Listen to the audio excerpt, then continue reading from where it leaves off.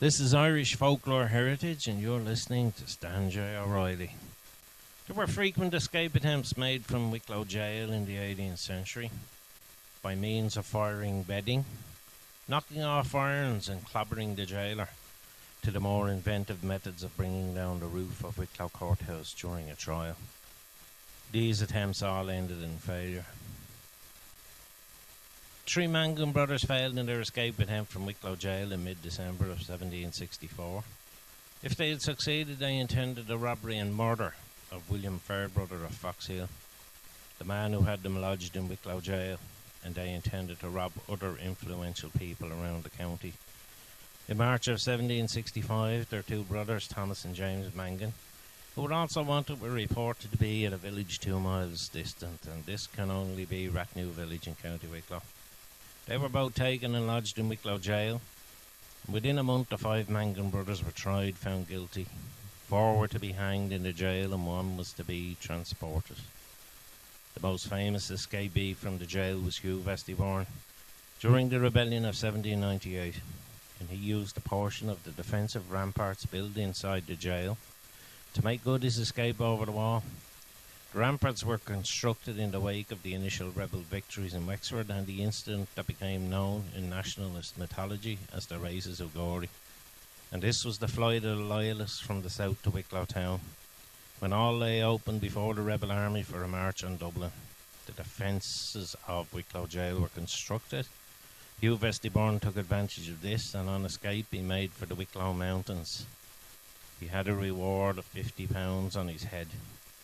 This in a time when an Avoca miner was paid 12 to 13 pence per day.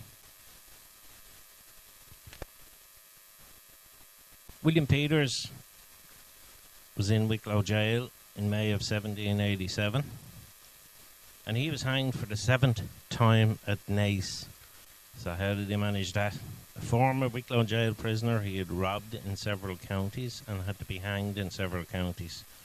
His method was very simple. He bribed the jailer and had the hangman's noose doctored, lined and stuffed. But at Naas in County Kildare, his luck just ran out.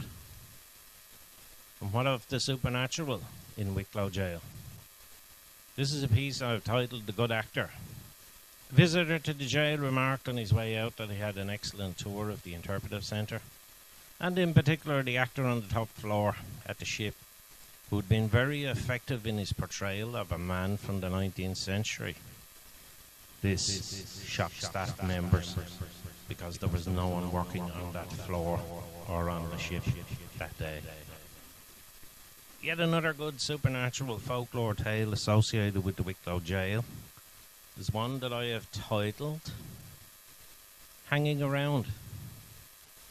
An old folklore tale which is unkindly thought of by some is more due to the proliferation of pubs close to Wicklow Gaol than any sprite from the dark side. It goes as follows. John, he had a good night in the pubs around the market square, and the closing time made his way in an unsteady manner homewards. He was almost falling up the hill.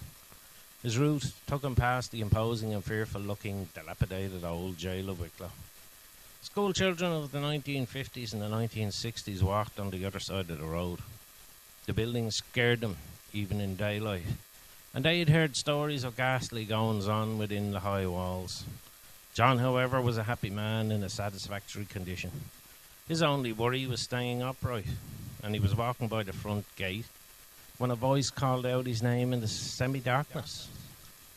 "Hello, John." John looked around and could see no one. The voice seemed to come from inside the gate. He peered inside the gate and heard the voice again. "Up here," the voice cried. John looked up at the hanging platform at the front of the jail and saw the figure of a hanging man. He sobered up in an instant and took to his heels as quickly as possible, but not before he heard the voice say behind him, "Good night, John." And what of John? Well, certain things can be said of John after that night. One was that he sobered up fairly fast. The second thing was that he was home quicker than he had ever been in his entire life. And the other one was that he drank forever afterwards on the north side of town. because he never went back to the south side of town to take a drink ever again. This is Irish Folklore Heritage. I'm Stan J. O'Reilly. If you like what you have heard, please press like and subscribe.